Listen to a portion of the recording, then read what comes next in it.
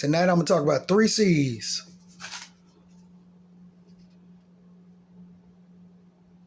Covetousness, complacency, and contentment.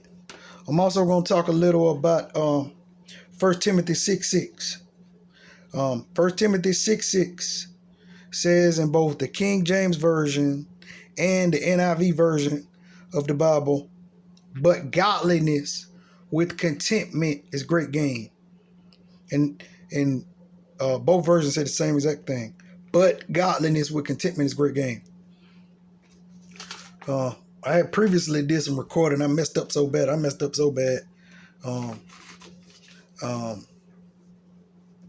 Previously. Anyway. But I'll read some of the stuff. I try not to take a long time.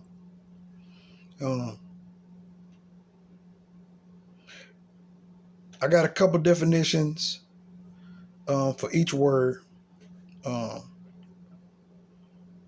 I got some other stuff too. Covetousness is defined as eager or excessive desire, especially for wealth or possessions. Covetousness is also defined as avarice. Avarice, that's AVARICE.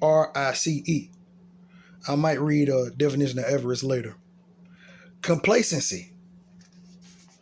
I saw some things etymologically. There was one word that had to do with to please, but it got some kind of basis in the word please. But one definition is that I got from the internet. Excuse the brother. Fact or state of being pleased with something or someone, especially oneself. Fact or state of being pleased with something or someone, especially oneself. Second definition of complacency is a feeling of smug or uncritical satisfaction with oneself or one's achievements. I'll say that one more time. A feeling of smug or uncritical satisfaction with oneself or one's achievements. And contentment.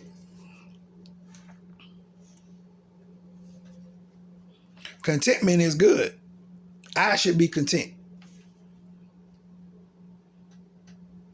The whole body of Christ should be content. Contentment is defined as the quality or state of being contented. Also from a Blue Letter Bible app, one definition is self-satisfaction. So I'm not going to read those twice. I'll read one definition of contented. I messed up. Contented.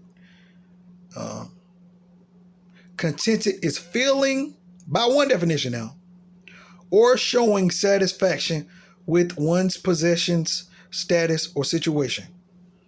Contented is feeling or showing satisfaction with one's possessions, status, or situation.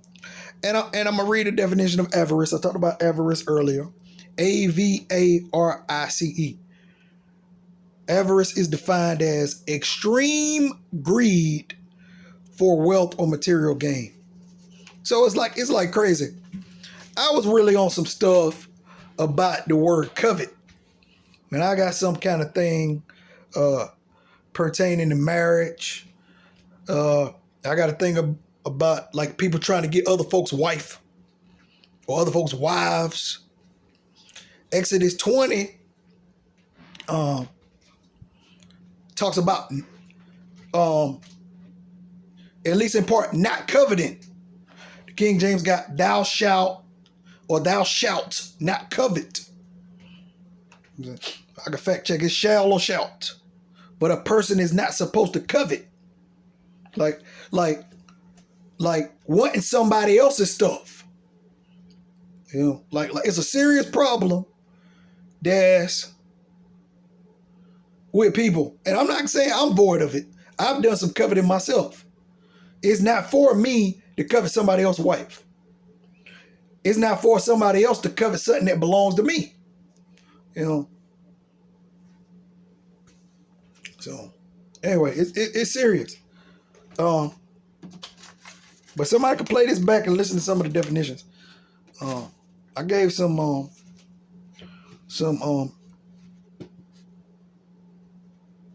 substantive definitions, some substantive ones. So I could call this whole thing the 3 C's. I dealt with contentment, complacency, and covetousness. Nobody should be covetous. Nobody really should be covetous. It's different words in the Old and New Testament. It's a little part in 1 Corinthians in the King James where the Apostle Paul talked about coveting things like spiritual things. But it wasn't exactly the same thing. If a person gets saved, he was writing, the Apostle Paul was writing to save people. So if a person gets saved, the things of God, however much, are for a person. It's for a person to be saved. It's for a person to prophesy. You know what I'm saying? But a person can covet too much. The devil was in heaven, but his position wasn't good enough for him. He wanted to be like the Most High God. We can't take God's place. So I'm not crazy about any kind of coveting. So the Apostle Paul was like, covet to prophesy. You can look at 1 Corinthians 14, 1 Corinthians 12, for some of the covet stuff. I'm not saying covet to prophesy with all the stuff. But really coveting, or mostly coveting, is bad. So it's good not to covet, and it's good to be content. One good chapter is 1 Timothy chapter 6. The Apostle Paul is the author of it. He may have been talking to certain poor people. Like, there are rich people. Rich people are supposed to be rich in good works. Not supposed to be arrogant with it. Be rich in good works. But it was 2 different kinds of people. But a person can pierce his or herself through with sorrows, with many sorrows, trying to be rich. Anyway, but I'm gonna read the definition for avarice one more time, and I'm gonna close this out. Extreme greed for wealth or material gain.